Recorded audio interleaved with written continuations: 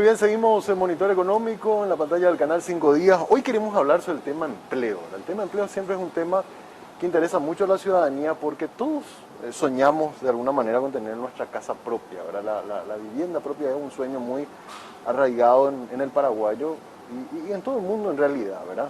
Está con nosotros y le agradezco que ha venido a visitarnos Carlos Pereira, él es el ministro de la Vivienda y Urbanismo, así que muy buenos días, ministro, gracias por venir a visitarnos. Muy buenos días, Samuel. Al contrario, agradezco mucho esta invitación y te felicito por este programa. Realmente es muy importante tener este espacio privilegiado de comunicación para poder compartir con la gente el grado de satisfacción social que representa el acceso a una vivienda para una familia en nuestro país. La primera pregunta que te quiero hacer, ministro, tiene que ver con los números. Siempre se habla de un déficit de cerca de 1 millón de personas que no tienen acceso a la vivienda propia. Yo no sé de dónde sale el número, pero es como una cosa que tantas veces se repitió, que como que quedó instalado, ¿verdad? ¿Es así el número que ustedes manejan o cuál es el número del déficit habitacional hoy día en Paraguay, ministro? Muy buena pregunta. De toda la experiencia que vengo de la Secretaría Técnica, que trabajamos muy de cerca con la Dirección General de Estadística y Censo, que hoy es el Instituto Nacional de Estadística, en el último censo del 2012, aproximadamente 1.200.000 viviendas era el déficit. Sí. Al fines del 2020, 1.152.000 es realmente el déficit. Y ahí lo llamativo, Samuel, es de que el déficit es más cualitativo que cuantitativo.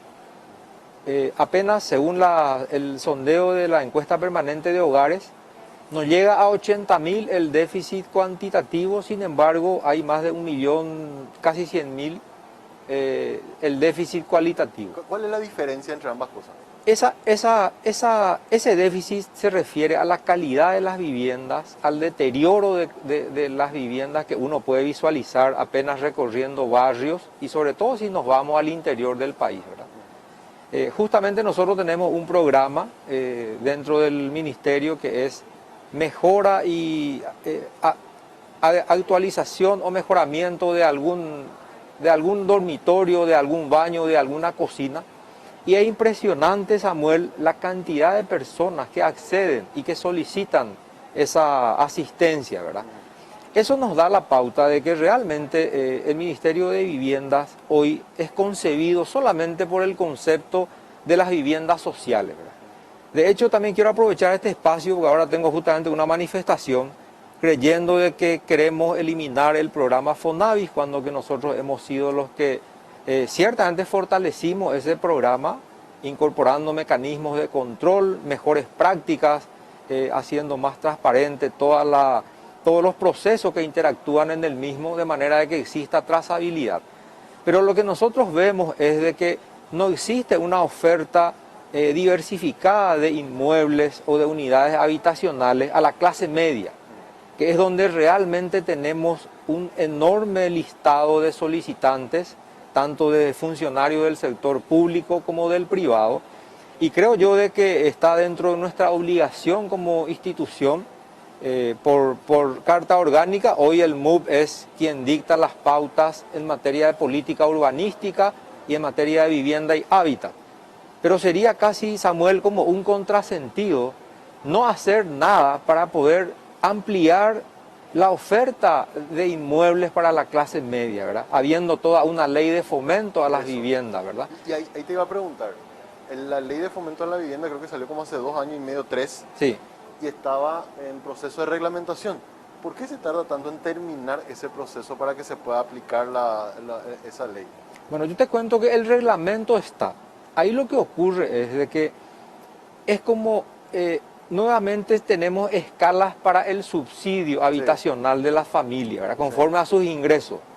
Entonces, por eso yo hoy creo de que el momento coyuntural de nuestra economía y haciendo de que siempre el acceso al crédito para la vivienda no es fácil, porque la banca privada es cortoplacista y la banca pública todavía no encuentra una ecuación que permita de que aquella familia que está pagando un alquiler relevante entre 3 millones y 4 millones de guaraníes, no se le pueda conceder el plazo de gracia que representa el tiempo que necesita el desarrollador inmobiliario para culminar la vivienda.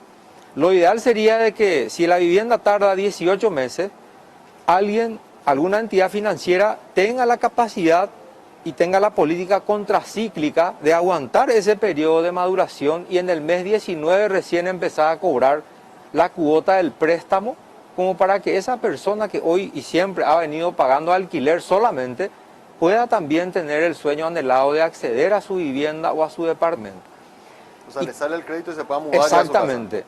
Yo cuando estaba en la banca pública había hecho esa línea de crédito, no sé por qué ha quedado luego discontinuado, pero lo que yo acá pensaba es presentar un proyecto al Ministerio de Hacienda y al Parlamento de modificar la Carta Orgánica del MUP como una suerte de desdoblamiento del MUP y como volver a crear una pequeña banca hipotecaria que se encargue estrictamente del sector de la construcción, de los desarrolladores inmobiliarios, de todos los actores que participan en ese segmento tan importante que hoy en pandemia está visto de que uno de los pilares de la reactivación económica precisamente está en la infraestructura y en la construcción. Y esa garantía no puede salir a través de alguna figura en la AFD.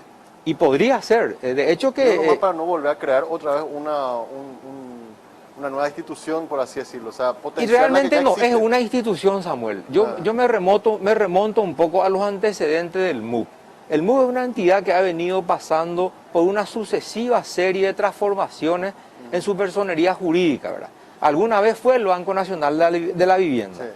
Por eso hoy tenemos una importante cartera, que dicho sea de paso, cuando yo ingresé estaba con un 97% de morosidad y con una política de seguimiento permanente, personalizado y con notificaciones que van diariamente siendo entregadas conforme a los diferentes barrios y en todo el territorio. Hoy eso se ha reducido a 75%. De manera de que hay una lección aprendida instalada dentro del ministerio que podemos aprovechar. No es precisamente crear una nueva banca, sino es dotarle de la posibilidad de poder captar recursos del público, porque al perder esa personería jurídica de banca ha perdido autarquía financiera. Claro. Y hoy solamente nosotros tenemos la posibilidad de pedir recursos en un momento de pandemia donde las recaudaciones bajan y donde no existe resto como para que el Tesoro Nacional pueda entregarle al Ministerio de Urbanismo para entregar los subsidios. Entonces siempre estamos en déficit y a mí me gustaría hacer los mejores esfuerzos posibles como para que la Carta Orgánica nos pueda permitir por lo menos captar recursos con la emisión de bonos, que no va a tener ninguna incidencia en la deuda pública, porque esos proyectos van a ser fideicomitidos en un fideicomiso que garantice al inversor de que su dinero va a ser solamente aplicado a un proyecto de construcción horizontal de unidades habitacionales, donde se le va a dar la posibilidad que hoy no tiene al beneficiario de acceder a una vivienda propia y nosotros de cumplir con nuestra política pública como un ente de realmente crear las condiciones como para que ese sector desatendido en este momento pueda también tener la posibilidad cierta de acceder a una vivienda propia, ¿verdad? ¿Te parece si miramos la estadística? Vamos a ver, estamos haciendo una encuesta a través de las redes sociales sobre las dificultades que tiene la gente para acceder a una casa propia. Me encantaría. Esto es lo que nos está diciendo la gente que está en este momento conectado. Le preguntamos al inicio del programa a la gente, son 5 días. Paraguay sufre de un importante déficit de acceso a la vivienda propia. En tu opinión, el principal problema es el difícil acceso al crédito, 27%. Nos dice el 25%, los costos elevados nos dice un 45%, la informalidad laboral un 6% y falta de política estatal un 16,6%. Fantástico. Los dos primeros lugares más o menos lo que estuviste hablando, ministro. Ahí ya los costos. Acá me encanta ver esto. El crédito. Acá me da la razón, Samuel, de que estoy realmente orientando, ¿verdad? La dirección hacia lo que la gente necesita. Porque es un círculo vicioso, ¿verdad? Claro. Yo vengo de la banca privada, vengo del sector financiero, siempre ha sido mi medio de interacción profesional y siempre ha sido una cuestión que a mí me ha llamado mucho la atención, el acceso al crédito de largo plazo. Sí. Y creo yo... Los bancos te fondean 5 o 10 años, pero no hay crédito a 20 de 30. Entonces, el apalancamiento tiene que venir necesariamente por una política contracíclica que solo el Estado puede hacer. Sí. ¿Qué significa política contracíclica? Hacer exactamente lo que nos hace el sector privado, estar en el lugar donde ellos no están. Un poquito del lado del concepto de rentabilidad, ahí tenemos el costo elevado, porque como institución pública debemos de mirar el bienestar común. Hoy el bienestar es subjetivo, tiene que importar el bolsillo de las familias, y creo yo de que teniendo en cuenta la coyuntura, con una inflación baja y controlada, a mí me parece que tenemos suficientes elementos fácticos, legales y financieros como para poder creer de que esta es una coyuntura muy importante para poder crear esa condición que permita extender el brazo financiero largo del Estado para poder llegar a estas familias que acá en la encuesta está poniendo de manifiesto realmente de que es difícil acceder, sí. Por lo que te decía recién, por más de que la gente gane bien, tiene un alto componente en el costo que ya es luego el alquiler que paga. Y a ese alquiler sumarle una cuota ya no tiene margen financiero. Entonces, insisto, se necesita el periodo de gracia que se compadezca con el término de tiempo que necesita el desarrollador inmobiliario para terminar su unidad y en ese momento recién empezar a correr la primera cuota. Eso es lo que nos decían los desarrolladores. El costo de las unidades por lo bajo están $100.000, ¿verdad? Ahora están la mitad, Samuel. ¿Verdad? Pero lo que ellos nos decían es, si nosotros, o sea, si hay un apoyo estatal, ¿verdad?, que nos asegura a nosotros nos dé un poco menor nivel de riesgo y podemos hacer volumen, los costos de las unidades van a bajar. Claro. Entonces va a ser más barato. ¿Y qué es lo que está pasando ahora? Un monoambiente hoy está en el orden de $27.000. Un departamento de buena calidad con un dormitorio está en el orden de $34.000. Una unidad de departamento con 2 dormitorios, que más o menos son las tres tipologías que se solicita, no llega a $40.000. Entonces, como bien decías, es 60% menos, claro, de lo que le puede costar a un desarrollador inmobiliario moverse con recursos propios o con recursos más caros, ¿verdad? Entonces yo creo de que tenemos que hacer la apuesta a este segmento importante, porque si uno mira las viviendas sociales, por ejemplo, tienen un 95% de subsidio, ¿verdad? Y las viviendas de clase media también van a tener un elemento importante de subsidio que podríamos decir en un promedio de $3.000 o $5.000, que ya es un aliciente, ya es una contribución importante que minimiza el impacto del costo total de la vivienda, ¿verdad? Totalmente. ¿Vos te imaginás, Samuel, toda esa gente que hoy no está pudiendo comprar un departamento, pero tiene y está pagando un alquiler que inclusive puede ser superior a la cuota del crédito, ¿verdad? Una crítica que hicieron muchos los desarrolladores, porque hablamos mucho con ellos, nos dicen el famoso crédito hipotecario. ¿Por qué es tan difícil que la banca privada pueda ofrecer, verdad?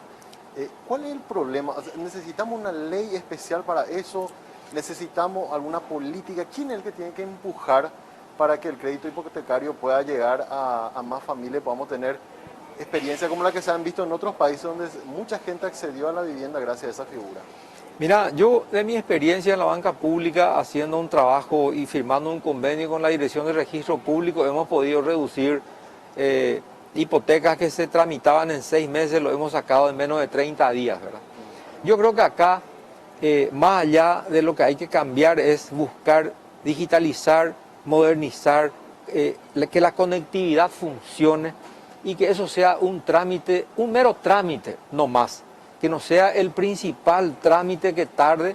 Estamos en la era de la tecnología, creo que hay mecanismos mucho más fáciles, por eso se habla de la fiducia de garantía, donde prácticamente es lo mismo, ¿verdad? O es quizás más seguro inclusive que la hipoteca, porque la ley 921 de negocio fiduciario hasta incorpora la inembargabilidad de los bienes fideicomitidos, entonces le da mucho más garantía y seguridad incluso tanto al tenedor de la vivienda como al que está securitizando o el que está teniendo ese activo en su paquete de activos de negocios que incluso puede hacer circular en el mercado secundario para seguir teniendo liquidez, ¿verdad? Claro. Si te fijas en un aspecto, Samuel, yo sé que son muy estudiosos de la finanza, como nunca antes en esta pandemia la liquidez existente en el mercado es extraordinaria. Sí.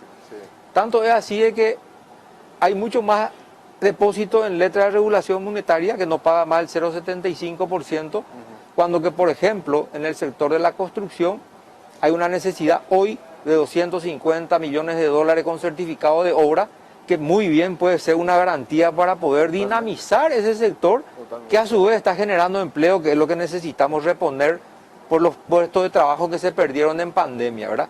O sea, yo creo que tenemos que articular entre varias instituciones políticas que nos permitan agilizar, minimizar costos y dar respuestas rápidas a la gente. Y ya que vos tenés tanta experiencia, ministro, en la cuestión financiera, ¿no debería ser el mundo el que lidere todo eso ya y articule con todos los demás instituciones? Y es lo que estoy tratando de proponer, ¿verdad? Tratar de juntar por lo menos los recursos que van orientados a la vivienda. Que sea un canal prácticamente sin cuello de botella, Samuel. ¿Y cuál es el problema, ministro? O sea, ¿por qué, por ejemplo, hay tanto temor al riesgo cuando que la tasa de morosidad, por ejemplo, en los créditos para la vivienda es tan bajo, no alcanza ni siquiera el 2%? Mira, tocaste un tema tan relevante, la aversión al riesgo, ¿verdad? Y ahí es donde uno se pregunta, o sea, el sistema financiero entiende que lo que yo capaz algunos dicen, yo no voy a comer porque voy a pagar mi cuota en mi casa, pues yo no quiero perder. Es que es así, ¿verdad? y te estoy demostrando con el ejemplo que te di recién. ¿Por qué hay tanto temor entonces para hacer créditos de más largo plazo en el sistema financiero? Y yo no sé si es temor realmente, yo ya creo que es Una prácticamente una cuestión ¿no? de política, de rentabilidad y una cuestión de estar más holgado, ¿verdad? Porque fíjate vos de que en toda América Latina, casi todos los países emergentes y más desarrollados que nosotros tienen banca hipotecaria, ¿verdad? Sí. Y vos sabés muy bien que en el mercado secundario de bolsa, la securitización o la titularización incluso hace de que se vuelva un sector líquido también negociando esas hipotecas o esas cédulas hipotecarias. Por eso que el fideicomiso es una figura y una herramienta que garantiza y de que asegura credibilidad para el inversor y para el beneficiario final, ¿verdad? Entonces, lo que pasa acá es de que la mayor parte de las colocaciones se hacen en el sector de consumo, donde las tasas, el spread es mucho mayor. Total. Y el retorno es casi inmediato, ¿verdad? Total. Entonces, desde el punto de vista del inversionista, es más cómodo ser accionista de una entidad privada, donde después de la asamblea de abril ya prácticamente puede disponer de sus utilidades. Sin embargo, apostar a un mediano y largo plazo como el sector de vivienda, por eso decía yo de que es más de la banca pública y es más una obligación nuestra desde el Estado crear esas condiciones, porque tiene las condiciones para ello y también tiene las condiciones para que la rentabilidad no sea su primer objetivo. ¿Y la banca pública hasta dónde? Porque mira, yo por ejemplo, y una cosa que me parece fantástico, lo quiero resaltar, la banca pública en los últimos años ha tenido mucho crecimiento, ¿verdad? Y en parte es también por la gestión que hiciste. Y eso contarle a la audiencia, era el banco número 6 o 7 del sistema, hoy está peleando entre los primeros 3. Cuando yo entré estaba en el número 9. En el número 9, sí. Bueno, hoy está entre los primeros. Y cuando salí estaba en el tercero. Y sigue ahí. Porque ahora con la fusión de GNB, ponerle que GNB se reposicionó. Sí. Pero está ahí entre los primeros 4 con seguridad, en casi todas las líneas de crédito. Yo creo que si el Banco Nacional de Fomento toma la posta de este tema y genera volumen y comienza, sus niveles de rentabilidad en las utilidades que vimos al primer semestre son fantásticos. Está ahí con Itaú, está peleando. Sí.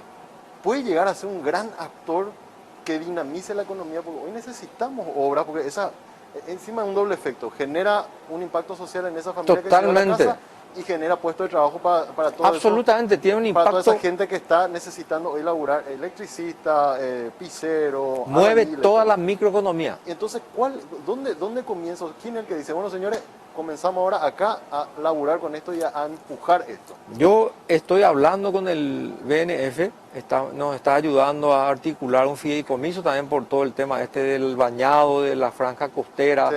Estamos tratando de articular con la Municipalidad de Asunción y con el Ministerio de Obras Públicas. Y voy a plantearle yo al BNF esta situación.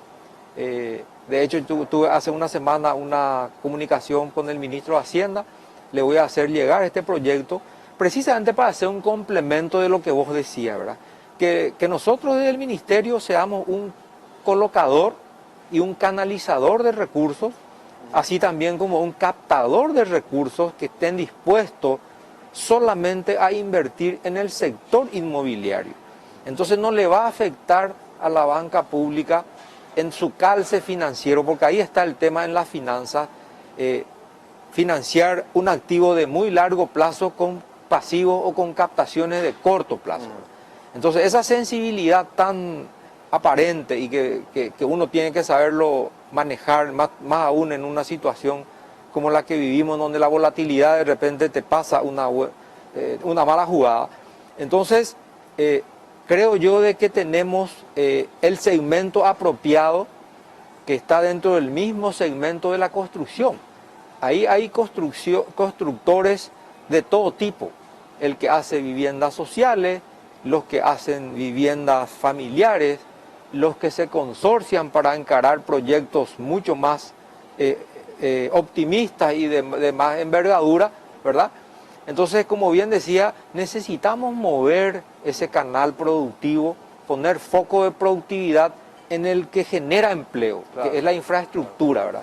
Porque para salir de la pandemia, hoy paradójicamente tenemos que volver a brotar la productividad con mucha innovación, ¿verdad? Para que la competitividad empiece a funcionar y seguir conviviendo con este virus, ¿verdad? Totalmente. Yo recuerdo del año pasado que uno de los motores que se había anunciado para este año iba a ser la construcción de vivienda en el plan de reactivación. Y fue el único que no fue suspendido y que no ha sido en ningún momento desactivado. Te consulto, en la estadística de vivienda, creo que estaban haciendo algo así como un promedio de 5.000 viviendas por año. Sí. Este año, ¿cuál es la meta a alcanzar? Nosotros teníamos dentro del gobierno nacional una planificación de construcción de 9.000 viviendas en este año, ¿verdad? Lastimosamente hemos tenido un recorte del 35% de nuestro presupuesto institucional. A eso hace un mes atrás hemos sido comunicados de que nos sacaban 29,6 millones de dólares de la donación de Taiwán, que estaban direccionados a 1.500 viviendas en 5 cabeceras departamentales. Todo eso iba a salud para adquisición de vacunas y no podemos hoy ni siquiera lamentar eso, porque por el contrario debemos de incrementar y hacer esfuerzos para que no le falte nada a nuestro sistema sanitario, y entonces tenemos que acudir a la innovación, a la creatividad. Por otro lado, para compensar, Samuel, eso que no vamos a construir, que son 1.500 viviendas, entonces estamos planteando una ampliación al Parlamento para terminar 1.627 viviendas. O sea, nosotros no nos vamos a quedar quietos y tampoco vamos a quejarnos de lo que ya no tenemos. Y ahora con estos fondos que se fue a salud de los fondos sociales de las binacionales, ¿no les compensaría a ustedes? No hay forma de... Y es difícil que eso vuelva al MUD, pero sí estamos reprogramando recursos, estoy prorrateando rubros por todas partes como para poder juntar un paquete. Ajá. Y eso conseguir un cambio de una reprogramación presupuestaria para atender subsidios de la clase media. Sí. Y al mismo tiempo, como es tanto el recorte que hemos sufrido del presupuesto, conversar, conseguir la no objeción de Hacienda y también en el Parlamento para que por lo menos tengamos la posibilidad de terminar esas viviendas que ya viene hace más de 11 años sin terminar, y eso también han sido suspendidos los sueños y los anhelos de aquellas familias a quienes se les ha anunciado el inicio de su vivienda, pero nunca se terminó. ¿Total cuánto sería, ministro? Para este año, para entregar este año. Y vamos a tratar de llegar a las 9.000 iniciales luego, ¿verdad? Okay. Por más de que hemos tenido recortes, estamos tratando de buscar mecanismos internos y compensatorios como para poder recuperar ese espacio cuantitativo de 1.500 menos, pero podemos hacer que terminen otros tantos y entonces vamos a poder... Esas 9.000 son familias de bajos recursos, así como históricamente... Todas son viviendas sociales, todas. ¿Y cuándo comenzaríamos, para cerrar nomás, comenzar a enfocar también? Porque eso está bien, porque son gente de bajos recursos, pero también la familia de clase media. El segundo semestre vamos a arrancar con todo. ¿Y esas 9.000 son solamente familias solamente viviendas sociales? Ok. ¿Y las de clase media? Las de clase media ahora estamos tratando de terminar el cerramiento de Roca Alonso, que son las 3 torres. Sí. Ahí vamos a tener 93 viviendas, 31 por torre. Eso ya va a ser un primer inicio. Ajá. Y un primer indicador del giro que le estamos dando al ministerio, de que hoy nuestro parabrisas es mucho más amplio, no es solamente las viviendas sociales, sino todo el espectro completo, ¿verdad? La clase media y todos los que realmente hoy necesitan una unidad habitacional. El complejo del Mariano Roque Alonso que se le había comprado a IPS, Sí. ¿de cuántas viviendas estamos hablando ahí? Y ahí hay 3 torres que ahora estamos terminando el estudio patológico de construcción para poder hacer el cerramiento de esas 3 torres, que yo creo que eso en 90, 120 días puede terminar una vez que se inicia. Eso son 93 departamentos que ya va a ir orientado a la clase media. Ahí también tenemos la ciudadela que está siendo terminada para fin de año, que va a sentar y servir de base para una proyección de 3.000 unidades habitacionales que también van a estar orientadas a la clase media. ¿Eso está proyectado para el año que viene recién comenzar a entregar? Eso está proyectado para el año que viene empezar a hacer los llamados. Empezar a hacer los llamados. Sí, señor, porque son estructuras Claro, por eso. enormes. Oye, ¿en qué condiciones encontramos? Eso estaba muy abandonado, eso estuvo casi... Estaba abandonado un poco. Algunos proyectos estaban, no diría yo abandonados precisamente, sino tenía algunos problemas. Por ejemplo, se han iniciado obras sin aprobación de plano. Y eso genera problemas, ¿verdad? Genera problemas. Lo de la estructura. No, la estructura se está trabajando. Hubieron interrupciones por cuestiones climáticas y por cuestiones administrativas. Eso lo hemos subsanado. Hoy prácticamente administrativamente no hay pendientes. Estamos trabajando sobre una política de transparencia, de incorporar controles, de mejorar los procesos, de agilizar sobre todo la velocidad de respuestas a la gente y de que no quede nada quieto, ¿verdad? Porque la quietud genera malestar, genera problemas. Estamos en pandemia y creo yo que es un momento en que tenemos que destrozar la burocracia. Así mismo. Ministro, este tema de la vivienda es tan apasionante. Es tan desafiante. Desafiante y apasionante, sí, porque todos soñamos con una porque realmente yo, Samuel, yo me voy a veces bajoneado y a veces frustrado, porque por donde voy atacando no puedo conseguir los recursos ni los elementos. Entonces, pero no me canso de buscar mecanismos, de buscar estrategias, de crear ecuaciones, ¿verdad?, que nos pueda llegar finalmente a poder encajar de que el crédito público pueda llegar a la cantidad de familias que hoy pagan un alquiler y merecen tener la oportunidad de poder tener sus casas. Así mismo. Ministro, te agradezco mucho tu tiempo. Por favor. Hay un montón de cosas que quería seguir preguntándote, pero por una cuestión de tiempo no podemos. Yo quería recordar el caso Perú, por ejemplo. Sí, Lima tiene el caso de gente informal, de trabajadores de la calle, que pagaban una pequeña cuota y accedían a su casa, una cosa fantástica, ¿verdad? Pero te invito a que podamos volver a con mucho gusto. Eventualmente para seguir hablando sobre eso. Será un placer. Y bueno, gracias por venir a visitarnos hoy. Al contrario, Samuel, el agradecido soy yo. Espero que podamos compartir nuevamente y ya con algún avance. Ojalá. En la gestión. Ojalá. Gracias. Así estuvo con nosotros el ministro de la Vivienda, Carlos Pereira. Hacemos una breve pausa. A la vuelta venimos con la parte final del programa.